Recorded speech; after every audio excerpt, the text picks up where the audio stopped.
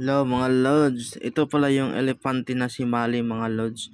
Yun yung namatay na mga lods, saka yung binalita na binalik ulit sa Manila so mga lods. Pero hindi na siya buhay mga lods, yung naka-taxidermy na yung tawag ng mga lods sa English, taxidermy. Kaya iba na yan siya mga lods. Ito naman mga lods, yung pagong, yung nasa loob din na Manila so mga lods. Dalawang pagong na yun mga lods. Oh, ang lalaki niyan mga lods. Kuha niyan siya yung higanting pagong. O, ibang lahi yata yan mga lods. Ito na mga lods ang leon. Dalawa yan mga lods eh. Ito yung isang leon oh. Yung nakahiga siya mga lods. Baka napagod kayo na. Parang tulog yan mga lods eh.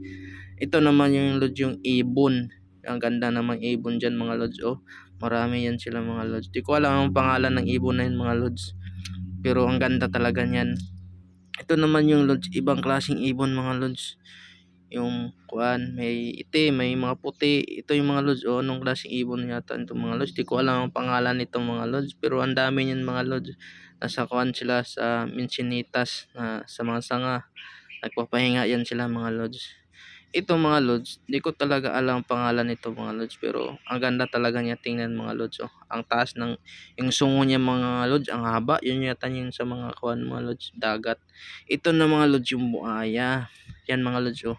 Akala ko nga dati na patay na buhaya mga lods, yun pala mga lods, parang estatuwa lang siya na buhaya. Ito pala yung kuan, original na, hindi pala siya original. Yung isa mga lods, yung original talaga lods, yung nasa baba.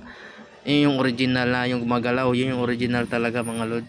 Yung original na buhaya talaga yung gumagalaw. Pero yung isa mga lods, hindi yan buhaya. Estatwa lang yan ng buhaya mga lods. Isa lang yung buhaya dyan.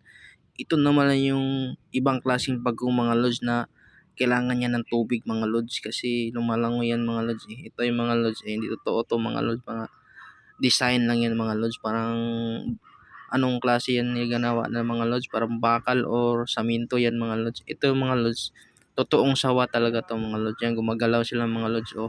Hindi ko alam kung anong ginagawa niyan dyan mga lods, nakapatong pa siya dyan sa isang kasama niya na sawa, ang laki niyan mga lods. Ito naman yung lods, ito yung kuan mga lods, yung parang butiki yan mga lods, parang butiki or halo-ibid siguro to mga lods, halo-ibid. Ito naman yung isang klaseng sawa mga lods, parang dilaw siya mga lods eh. Dilaw na ahas na sobrang laki, ang dami yan. Yan, halo yan mga lods, halo. Malaki yung halo yan oh, parang tulog. Yan mga lods, ang daming isda yan mga lods. Hindi ko alam, mga ituman yata yan mga lods, yung tawag sa amin mga ituman. Yan mga lods oh, laki ng isda, kulay dilaw. Siya lang mag-isa. Alam nyo ba ang pangalan dyan mga lods? Parang koy, koy yata yan tawag nila dyan mga lods.